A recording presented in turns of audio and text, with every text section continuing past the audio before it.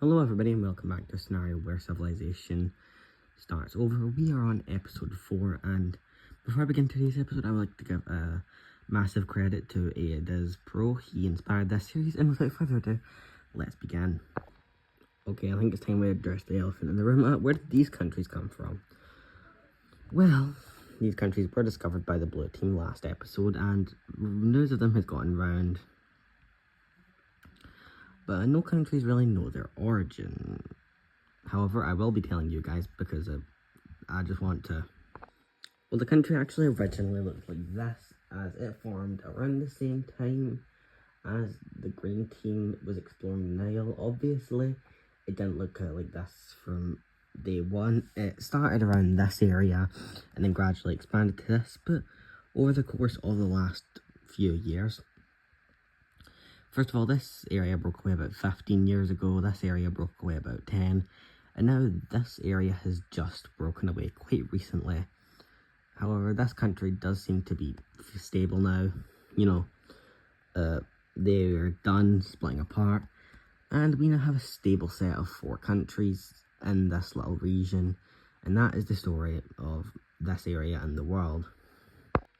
The next thing these guys are going to do is actually just going to be simple exploration. Specifically down south, mostly by these two, but a little bit by the purple country, where they end up going down here, and some expansion attempts will be made.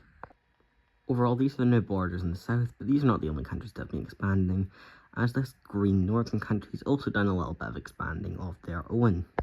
The green team has taken these areas of what is modern day Somalia. I'm also going to give them this just to make the borders look a little bit nicer. And so these are the actual new borders of these countries, and right now the blue team's like, whoa, there's a lot of new countries here, and they're actually going to reach out to the green team and ask them if they want to help out in their exploration of the rest of Africa, and the green team is going to instantly agree to this. This magenta country is not so happy about this, because they are just as strong as the green team. Why is the green team getting asked if they want to help, but they aren't? And well, it's simply for the reason of geography. The green team's more up north, and the blue team and the cyan team see more interest in exploring the north. So let's see what this leads to.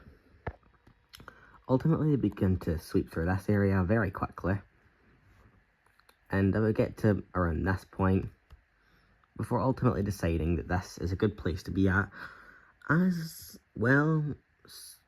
The cyan team and the blue team decide to do a little bit of expanding. The blue team's first action will be to finally connect up these regions, but it won't be their only action, as they're also going to begin to go upwards before getting deeper into this region of the world. They're going to start off with this coastline, but slowly over time they're just going to start to take over this entire area, setting up a quite large region for themselves, honestly. Meanwhile, the cyan team will do some mild expansions over this way, but the main expansions that they do is down south, as they manage to reach all the way down to this point, nearly sharing a border with the blue team down south, as things seem to be going quite successfully for the two nations. In fact, things are going so well that the blue team and the cyan team will end up forming a new circle alliance, which will sort of be a way to merge their strengths almost. And this is the first alliance in at least this humanity's history. Meanwhile, up in the north of Africa, we're going to see that the orange team is going to continue exploring. They're going over all of what is modern day Algeria, and they ultimately make it over here. Which, in case you didn't know, if you make it to this point, there is a place where you can actually see Iberia with your eyes. So they are going to send a ship over, and they find Iberia. Well, I think that's true, I'm not sure, but let's just say that humans have enhanced eyes in this timeline, in case it isn't, sure. But anyways, they end up exploring Iberia, and it's quite a lot of land, and they're starting to realise, maybe this is connected to this. So what they're going to do is they're going to try to go westwards, and what would you know, they find Greece. They discover Greece, and they keep going up, and they find more Balkan-ish territories. This is obviously very major, and it's going to lead to the expansion of the Orange Country. Instantly, the first thing that they're going to go after is the north of Africa, as they will begin to just sweep through over this area, at least until they make it to Tunisia. At this point, they will take a rest. And, however, over here, they will take the rest of Anatolia, and will begin their own expansion into what is modern-day Greece. And yeah, this country is looking quite big. Like, very big. They're not the only country doing exploring though, because the red team is also going to be doing some exploring. They start to go up north, you know, they just want to explore the areas around them that haven't yet been explored. However, at this point, they find the Caspian Sea, and they originally think this is an ocean, so they want to keep that secret because they know about this, so they think it's connected to this, and that's all somehow connected to this, and that's all just one massive ocean. So they're going to keep exploring, but eventually word gets out, and some other countries are going to try and find out about this.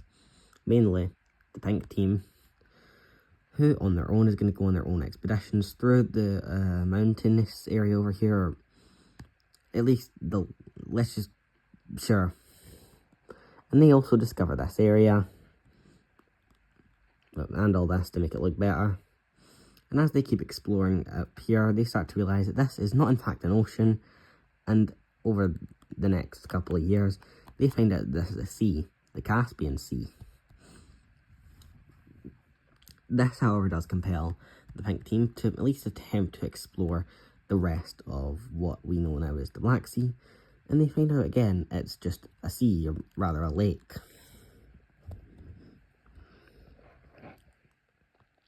And honestly, they thought that both of these were oceans, so we're going to start to see some rapid expansion.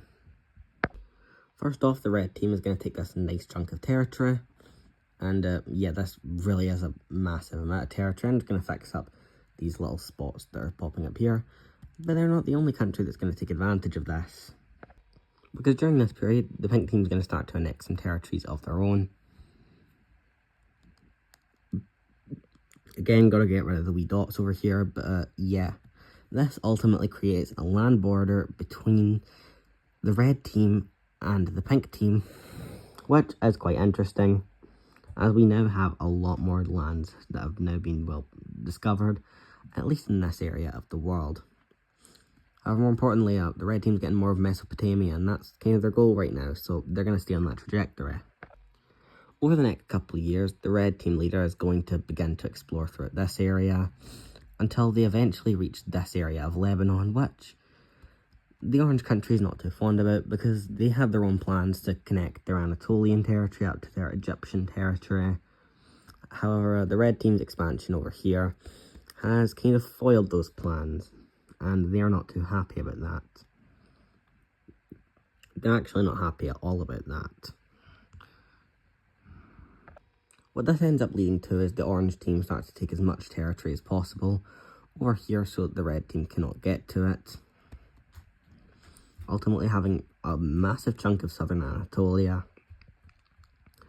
However, the orange team is still very bothered by this, and it is creating some interesting tensions. So what's the blue team doing during this time? That's a bit of a tongue twister. Well, obviously they were taking over this massive African territory, but they also kind of wanted to solidify their border with the red country, and that is what led to them making a pretty big decision, as they would go and try and take over all of this. They would actually succeed, and they would share their first border with the red team in their history. The two oldest countries on the map now share a border. The red team also shares its first border with the orange team and the pink team. So, you know, the red team went from bordering nobody to bordering 3 countries. And the borders of Arabia as a whole are actually going to change quite a lot from here. Over the next 10-15 years, these end up becoming the borders of Arabia, as we see all the countries here begin to expand into territories that they couldn't have had before, which obviously leads to these being the borders. And with this, the blue team is very nervous, obviously, so them being allies with the cyan country, they know that the red team isn't that happy about that. They are wanting to reclaim pretty much all of Arabia. They think that it's all rightfully theirs. I mean, so does the blue team, actually. The same way that the yellow team does as well. All three of these countries do think that Arabia rightfully belongs to them. But the blue team is scared of the red team. So they, of course, see that Gold India is quite close to aligning themselves with the red team. So, of course, with this crisis faced, the blue team's going to try and send diplomats over to the gold team, but they can't do that through the red team or the yellow team. No, they will not let the blue team cross their borders, so they have to get a bit creative, and they are going to break a record. The blue team will break the record of the longest distance travelled by boat, and this will take a few attempts. First attempt, it sinks. Second attempt, it sinks. Third attempt, it sinks even earlier so they don't discover anything. Fourth attempt, it makes it all the way to the capital. By the way, they do kind of know about this surrounding area. But they don't know if there's an island here or not, so that's interesting to note. But they're going to go over to the gold team and plead a case on why the gold team should not join up with the red team in an alliance, and should instead, they should join the square team. And the gold team, they haven't made a decision yet, but they are considering it. Now, I don't have any more events for this episode, so instead I'm just going to show you something that I have been working on. And that's the culture layer, which I will have to update after this episode, but you can see the general idea of it. We have this being red team culture, which is followed by the blue team and the red team. We have this being the Turkish culture, this is yellow team culture.